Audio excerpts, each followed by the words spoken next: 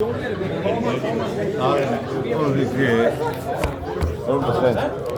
will never ever I'll probably shot the shit out of kid. He shot the fucking shit out. That's right. And Kelly tried to not get us on side, but try to, you know what I mean? And I told him, I was like, I don't care. I was like, she got me. I was like, she got me back. She was there. I was like, to me, that's what I tell him. I don't care. I don't give a fuck. You don't mean that, you got a photo there with Gibbo. There was a thing. Fuck out Newcastle United. Every player's been fought on Newcastle 50 years.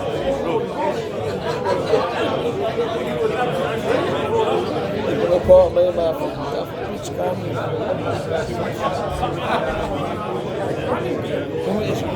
I wish it been different. But as I'm looking at but I always wanted to have a perfect life for you. Right, ladies and gentlemen, here we go, second half of Nobby's career, coming back to Newcastle United. Nobby, go on, like him in the lecture. That's for coming back here, that cheers for coming back here. Oh, Nobby Solano!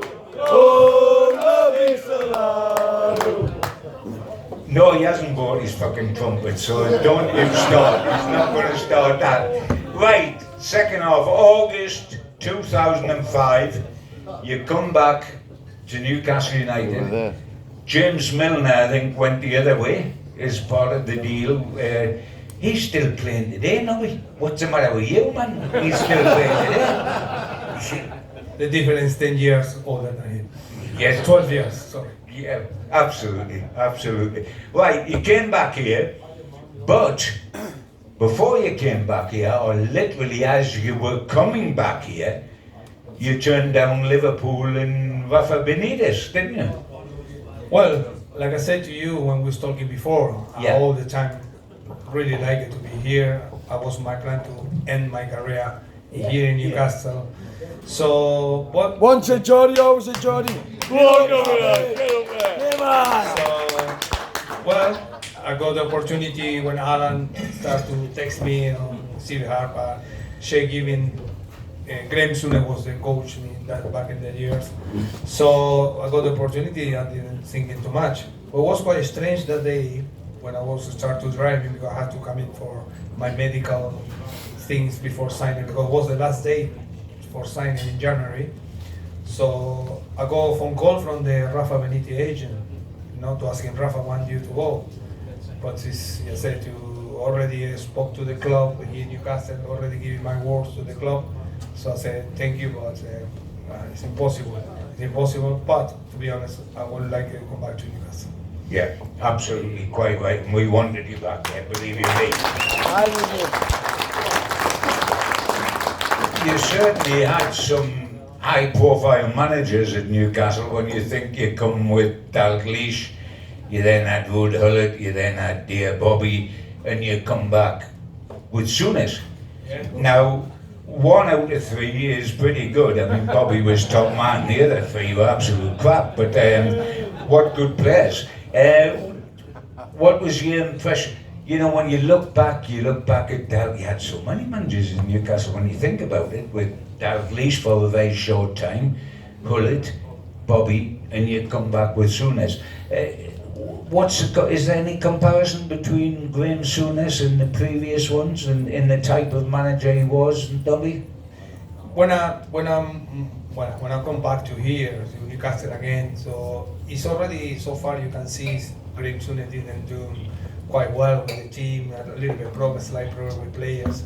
So I would say the difference between what Bobby been doing for the club, that's tell how long he been here, how good he was because the timing. But as we mentioned before, when Kenny Dalglish, when I moved here, only was 5 months, 6 months, he gets sacked. Yeah. Ruud Gullit was only 1 year, gets sacked. Bobby is the longest manager I have in the club. Yes. So when I arrived in here with Graham Souness, it was pretty similar situation. We've come back again, like I would say maybe Kenny beginnings when I Yes. was 2 years, pretty similar. So he already fell out with players. I was hearing already. He was quite tough man to deal with players. And you know, Bellamy was a special one, so he already.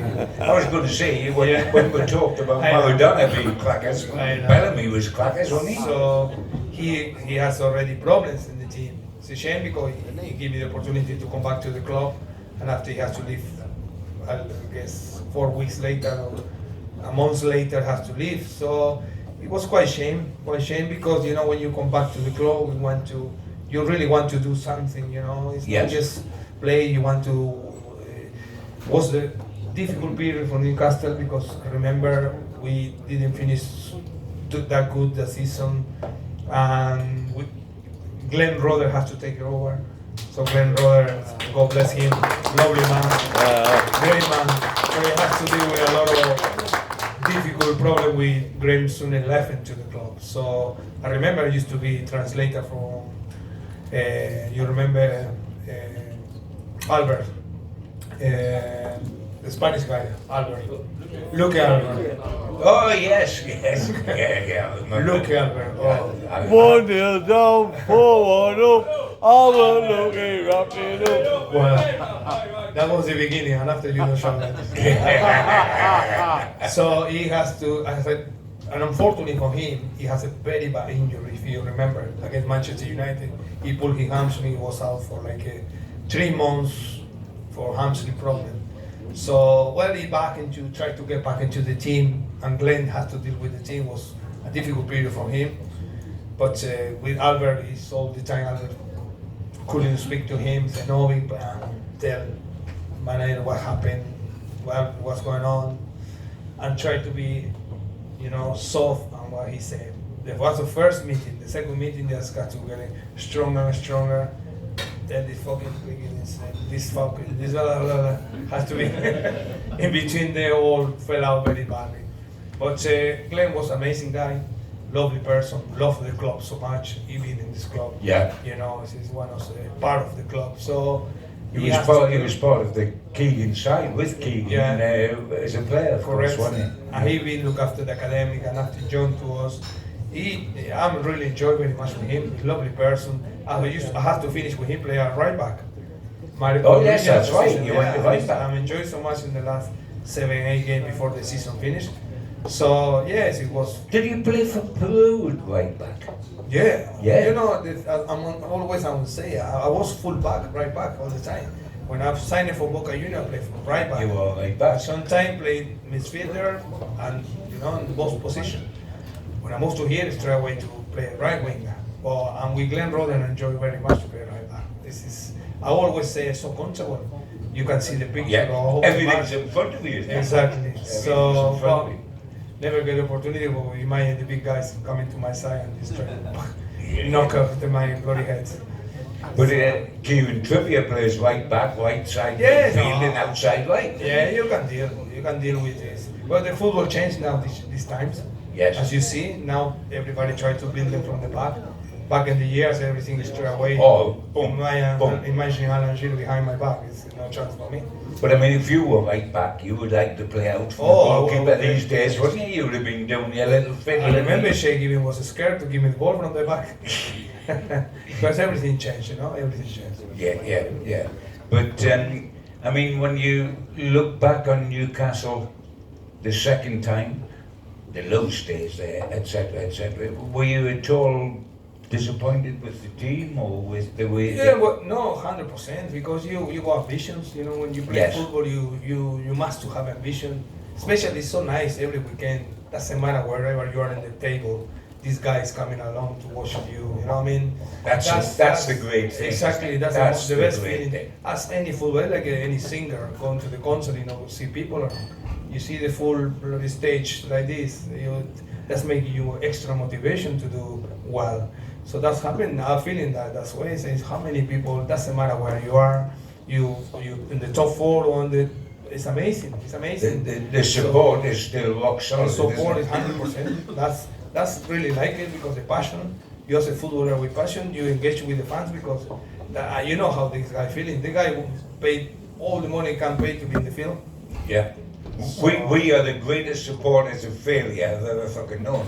I mean, we don't give a shit like we just support failure. We're consistent. Manchester United phone sandwich brigade, them guys. I mean, this is real support. You are the best, guys. This is the real support. Well said, Nobby. Good job, Ambassador. You've got your Geordie passport again. If we can talk in terms, you had the most amazing international career with Peru. 95 caps. Went back as assistant manager for 7 years, I think, probably 7 years as assistant manager. The first Peruvian to play in the Premier League over here. Yes. Which is quite something. And I mean, the fame at home, people don't realise. The fame at home, you were on telephone cards and your first marriages, and was it live on telly or something? Not talking about this. No, it was was it the divorce that was live on telly or the marriage? I wish to be in the Something was live on telly. Yeah, it was. What happened is, as you see around whole world, we in Peru, and unfortunately, we have a lot of talents, but it's no come offer to be in the best leagues in the world playing football. As you see, that's one of the reasons you don't see many Peruvians. You can see from Ecuador, Chile, Argentina, of course, Brazil, Uruguay. But so back in the year was these little people like myself doing well in the football. So that was my big favor back in the time. That's the reason was my married life in TV. Yeah, I mean, 1994 to 2009, yeah, national caps. Phenomenal period. You played in the Copa America, what, 95, 99 and 2004.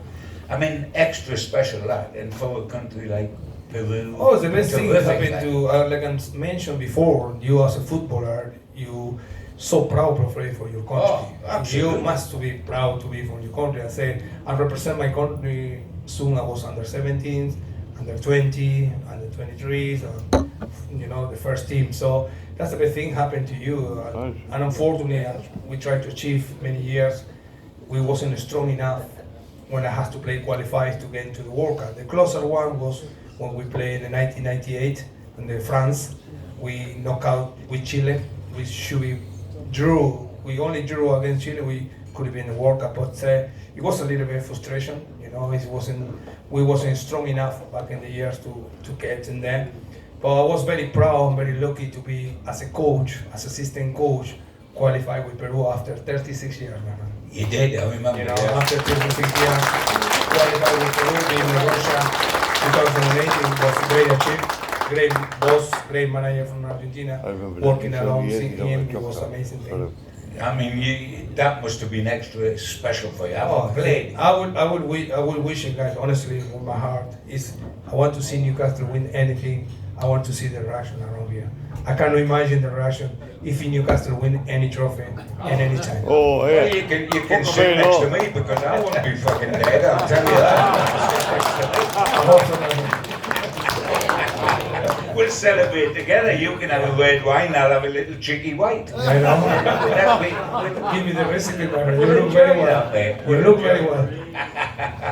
I mean, brings us on neatly to the Newcastle United situation now. And the wonderful thing is that so many players have played for Newcastle who aren't from Newcastle. You know, like Gazelle Shearer and Dummett now and Big Dan Burn and whatever.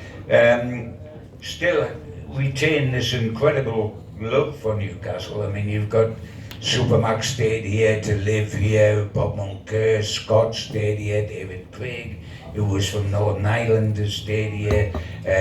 You're obsessed with it, Tino keeps coming back. Asprey wrecks the city every 3 months when he arrives back to sing Newcastle. Now there is a madman, Tino Asprey. But a good player. Oh, the affection it stays with you, doesn't it? Even after you finish playing, the affection for the club.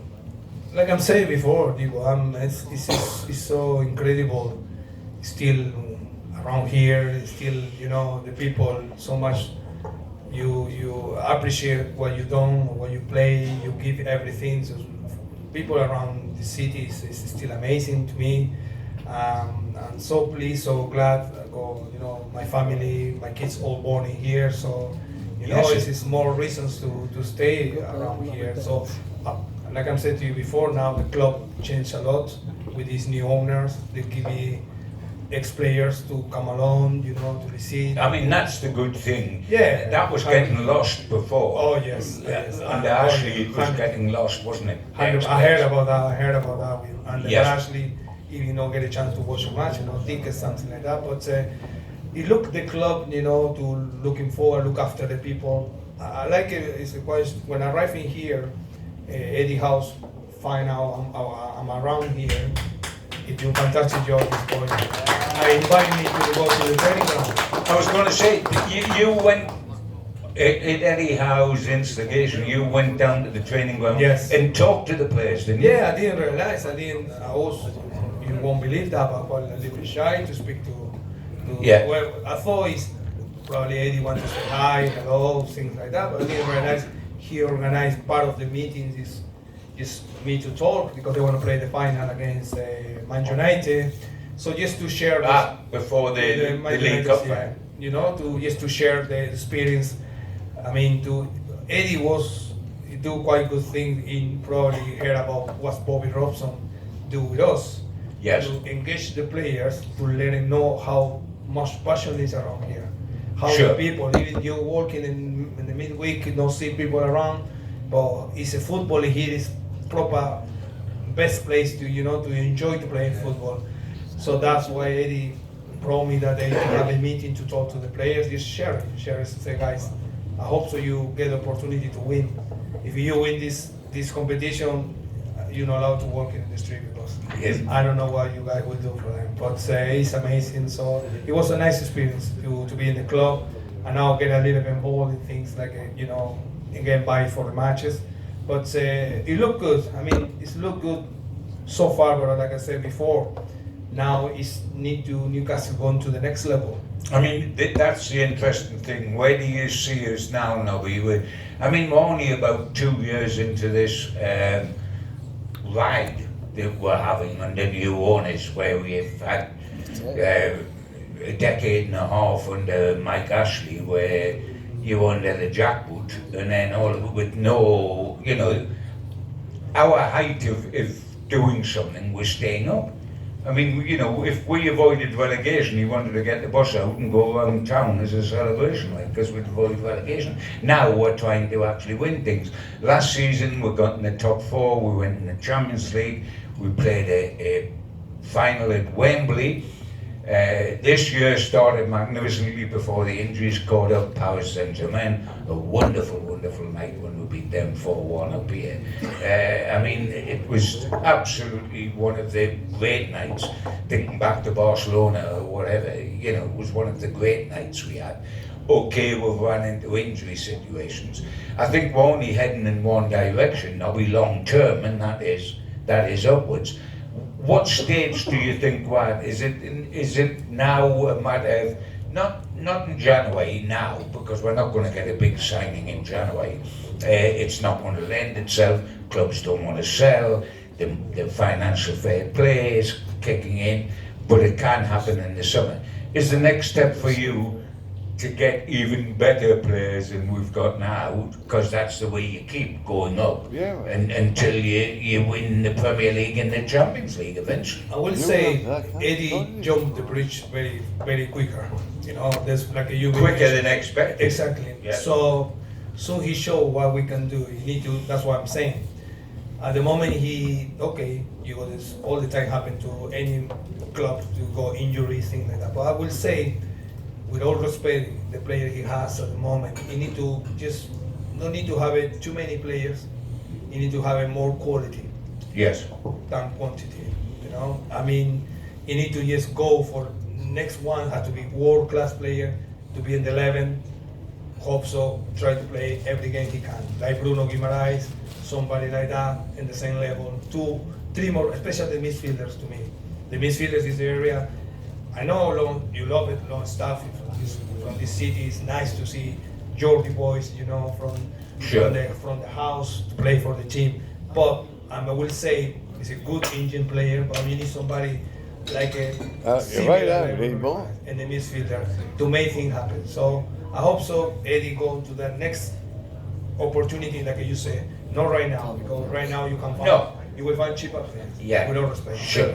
Somebody don't want to play in any club, but you need to go for the next level in January, in the summertime. The summertime is the hope, the best. isn't it? Exactly. That's the main when he has to start to bring a quality world-class player. But I mean, you must, having sat through the times at Newcastle, thin and thinner, in some marvellous times when you were playing as well, with the quality players we had around, and we reached cup finals and semi-finals, and did so well in Europe.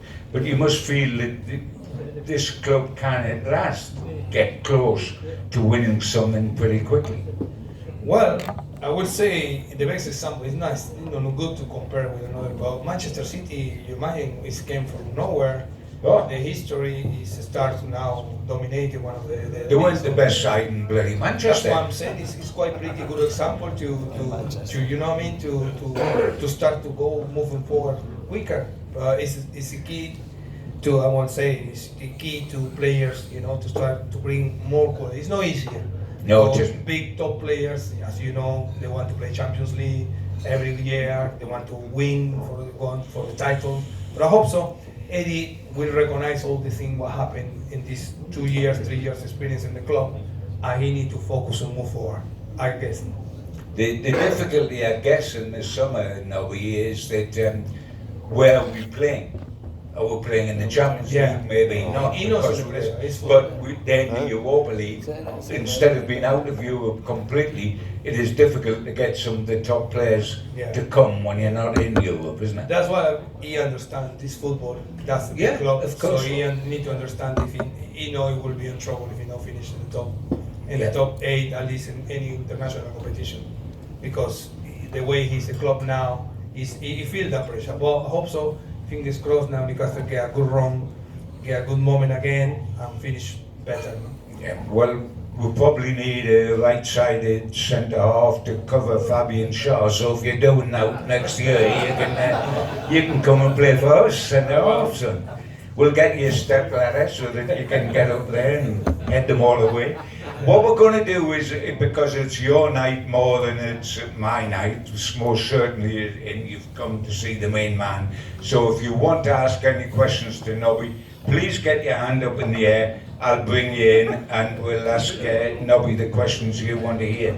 Is there anyone, the guy right at the back before we start, we'll get everybody in. Yes, the guy standing up. You're obviously going to bugger off when you ask the question because you're looking for your getaway. You're by the door now, so what's the naughty question?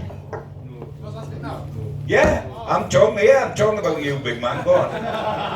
So now you've talked about some great players and managers. Who, across the 2 stints, who's the most underrated player you've played with at Newcastle and why? That's interesting. Just in case anybody didn't hear, during your 2 periods of playing for Newcastle, who was the most underrated player? There was a good player, but wasn't Alan Shearer. Who was the most underrated player that you played with and why? I'm always saying, I'm really, probably you won't be happy with my answer, but guys, I'm really all the time enjoying when Kieran Dyer is fit. He was fit. He's the player, I know you don't like much, but I really love it, because he's a guy, I'm linking with him so well to play on the right side. Even he was a holding midfielder, but he disappeared from his position. So I really enjoyed with him. When he was in his head, he was pace, he was intelligent, he was fantastic. But honestly, sometimes you want to put in the bin. Yes, sir. Who was the biggest snob who was really good at football, who you thought was the best person who was underrated at Newcastle? Who was the... Biggest You snob. just asked the same bloody question as him. Can you Go say, on, can you say the same by the question way, what in Spanish, what please? accent, son? Is it Peruvian? Oh, wait, come on. Bolton. Well, no wonder I couldn't fucking understand. Oh, Christ's sake. Give me a chance. Come on, mate. Shout out. No, I was just saying, who's the biggest knobhead that you thought was underrated for the two? Knobhead. Right. Who's the He big? asking the question and answer the question. Yes, yes. Knobhead. Do you know what a knobhead is? I know. You know what a knobhead is? You know, I'll tell you, when I arrived in Newcastle, Robert Lee used to start to call me on the time in the pitch. No. So you're the knobhead. I find out 3-4 months later, I start to call him fuck off.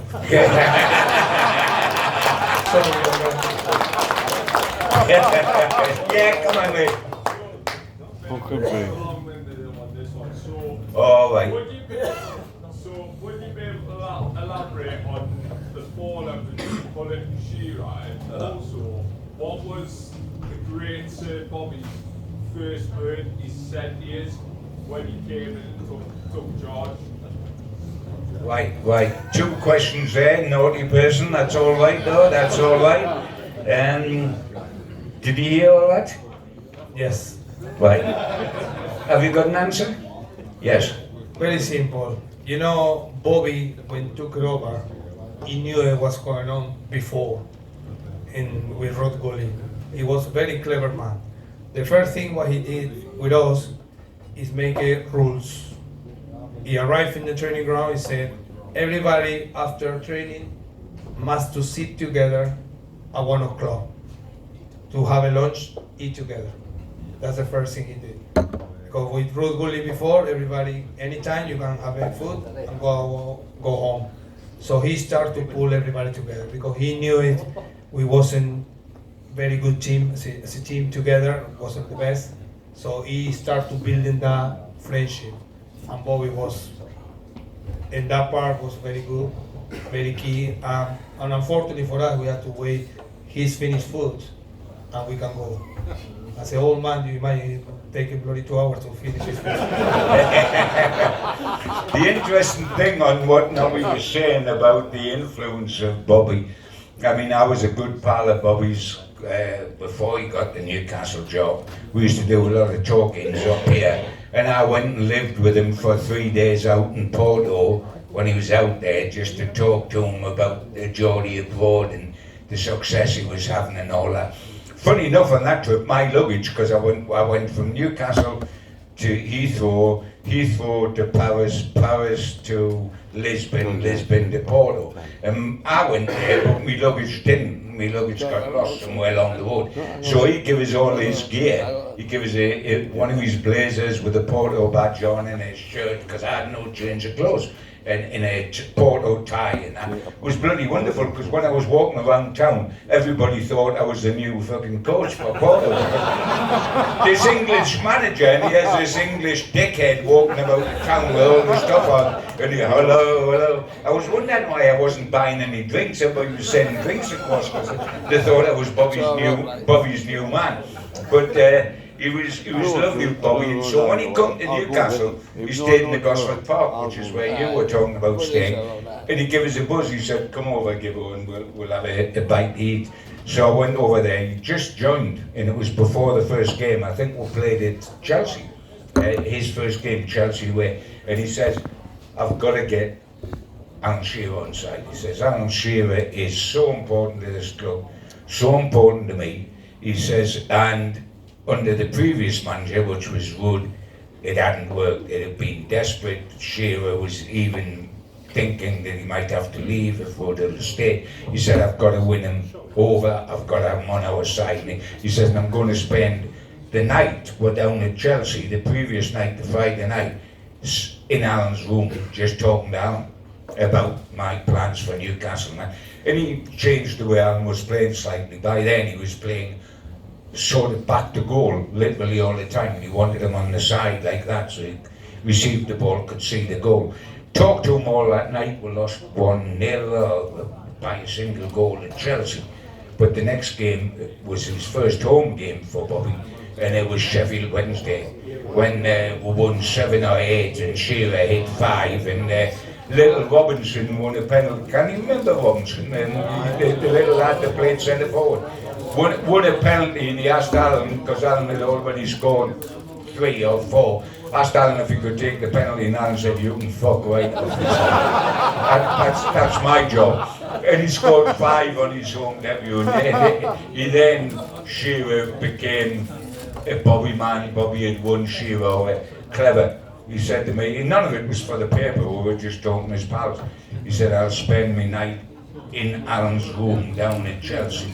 I need him on side," because with the previous manager, it hadn't worked. And if Newcastle's going to be a success, and if I'm going to be a success, Shearer's going to be firing on all cylinders. First home game, Shearer scores 5. Ain't bad. I think it worked. What Bobby did. Yes, sir. Score 5 because me. Sorry? Because it's me, score 5. You mentioned Shearer, I don't mention me. No, we don't have to say that. We know that. We saw that. Yes, sir. This is a little bit of a loaded question. Oh, wait a minute. This is the bloody Bolton bomber again, isn't it? All right. I'm Newcastle born and bred, however. Good lad. Having played for Boca Juniors, who are renowned for having really passionate fans, how do Newcastle fans compare to Boca fans? My friend, it's a beautiful question, but I would say the way you behave as a fans in this country, you are too smart.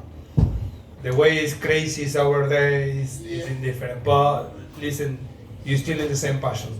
You don't need to fight with people, you don't need to throw things in the pitch, so you're still amazing fans. But that's what Boca fans were. Yes. Were like. Yeah, a little bit wild. Yeah, a little. Exactly. Yeah. Probably Maradona look placid to Boca fans, I don't know.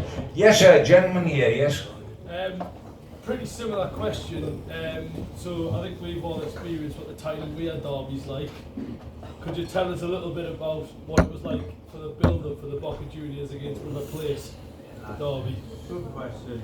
It's like I'm saying, we go, guys, believe me, we try to represent yours, because you cannot be there.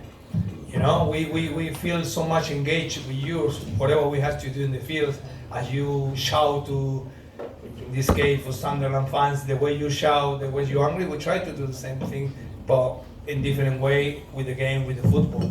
So, like I'm saying, is the passion. We born with passion.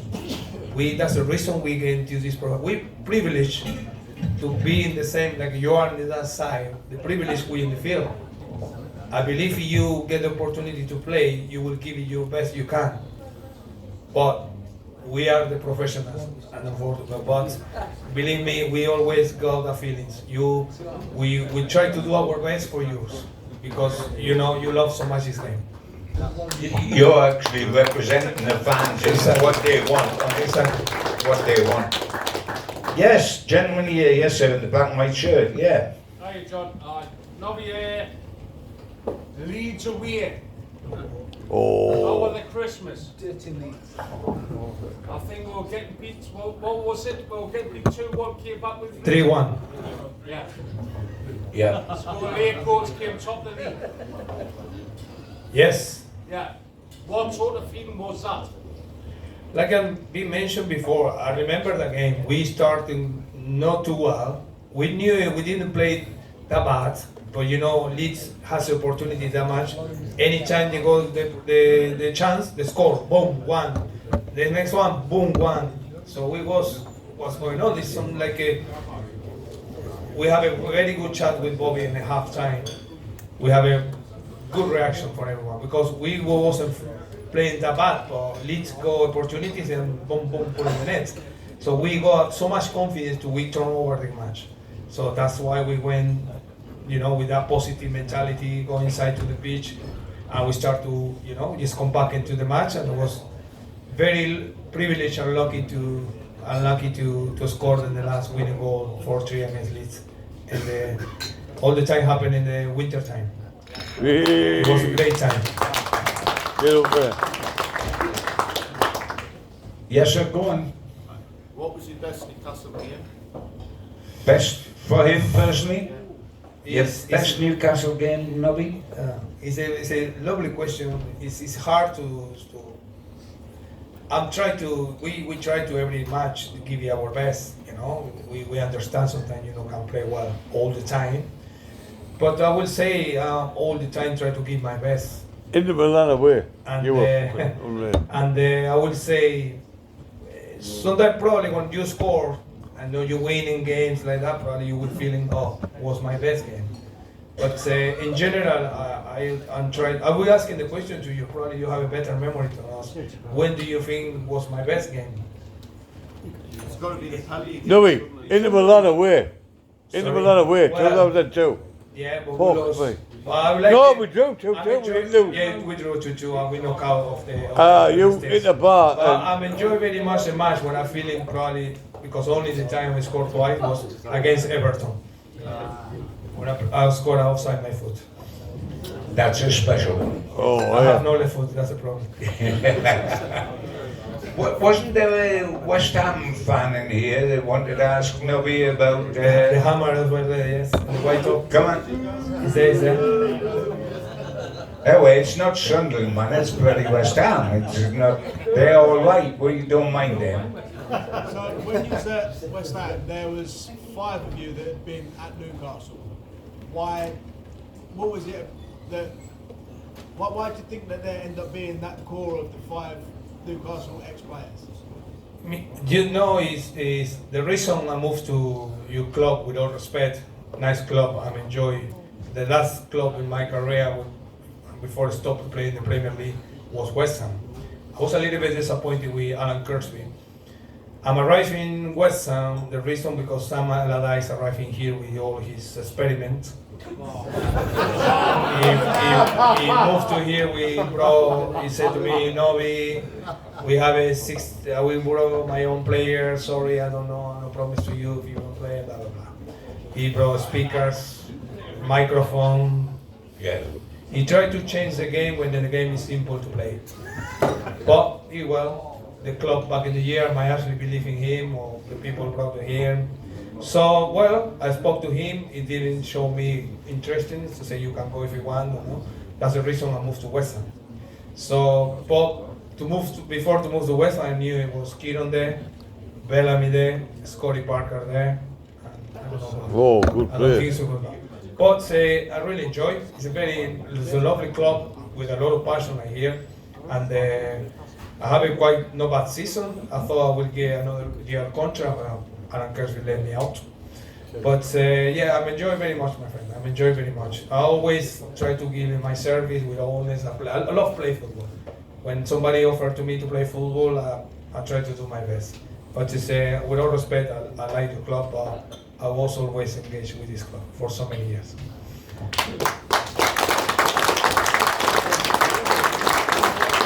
Nobby, how do you see your future now? I mean, there's so many different opportunities. You can go back into coaching, which is a love of yours. You did it with Peru and did it very, very successfully with Peru.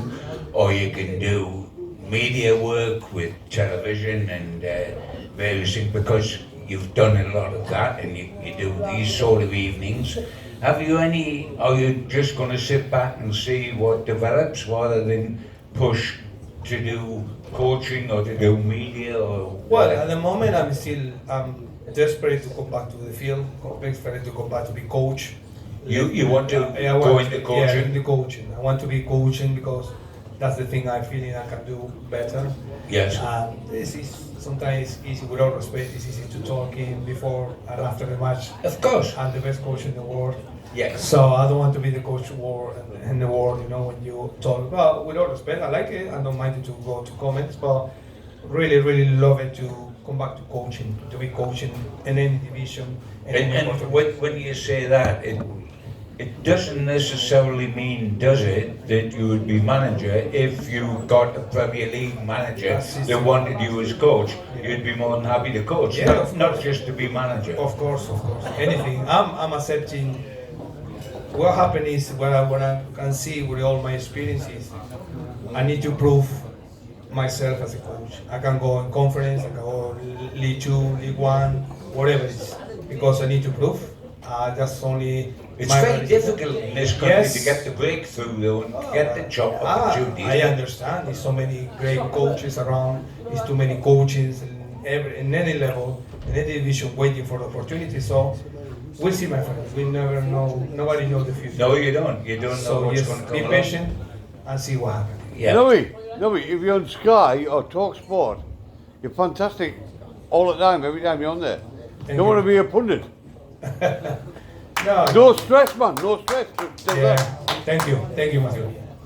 It isn't no sweat, you don't get the sack so easily from that sort of stuff. Exactly, man. We play my trumpet there. I mean, I know I'm still fucking here now. I wouldn't be if I'd been a coach. I would have got pedalled about 50 years ago. Before we finish, any last question? The guy in the corner, yes sir, missed you out by you and then your good self before. Come on, mate. Sorry, John, Nobby, yeah, it's been great, like loads of questions here, like but quite one directional. There's one thing I would like to ask. A lot of superstars came out of Peru, but there's two that were superstars for me, which was yourself and there was Paddington Bear. Who? My friend, you know that Paddington Bear? I never realized until moved to here it was Peruvian. That's what was English, he didn't remember Peruvian. He didn't play for the tune though, did he? I know. Send him a marmalade sandwich, will you? Gentlemen in the corner, no fucking Paddington Bear questions, right? Come on. Yes, sir. That's not happening. Yeah? Nobby, your most difficult opponent. Most difficult opponent? That's interesting. Always been really tough, my friend, in England. Play against, I would say, Ashley Cole.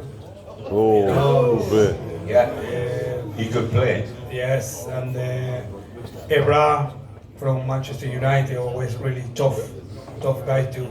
But they go pace, they go very strong. But well, we need to back in the year. I need to receive the ball some place where they will be that tight to me. But always in this Premier League, you play against best players around the world. It's really tough. It wasn't that easy. Absolutely right. Going to finish. The gentleman here will finish with yes, sir. Just giving you time with Newcastle, obviously Peru. Now we obviously at the present time Brazilians.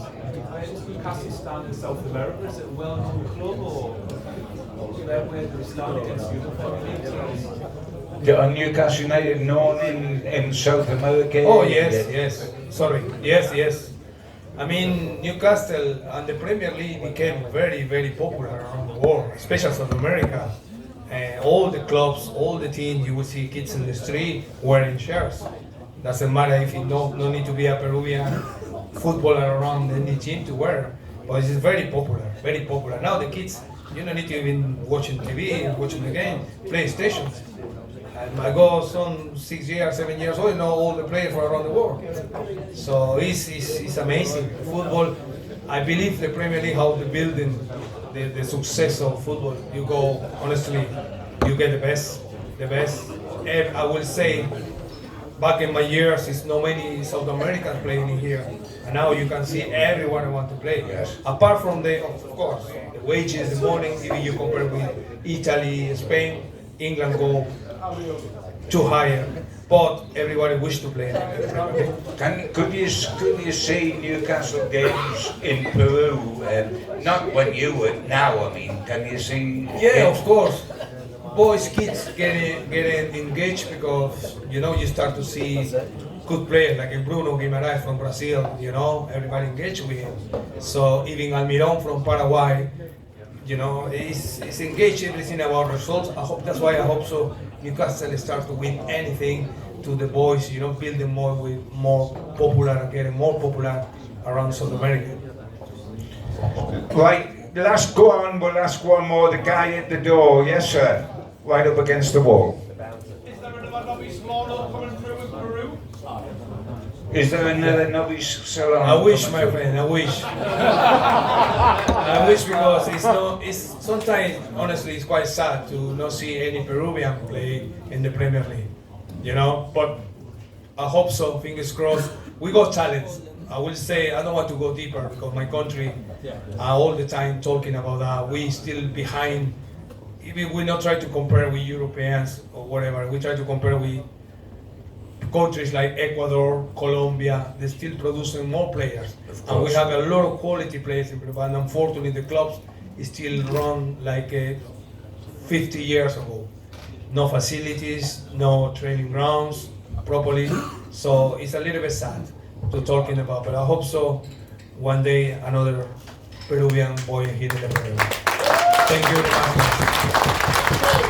Ladies and gentlemen, it's been my absolute pleasure to work with Nobby again tonight. It's always terrific to hear from him. He's got so many stories to tell. When I sit next to him and start reminiscing about when I was watching him play for us, what I would give now to see a front three going down to Fulham of Nobby Solano, Isaac and Anthony Gordon. I would love that. Thank you. I would love that. Thank you very much. Absolutely. Put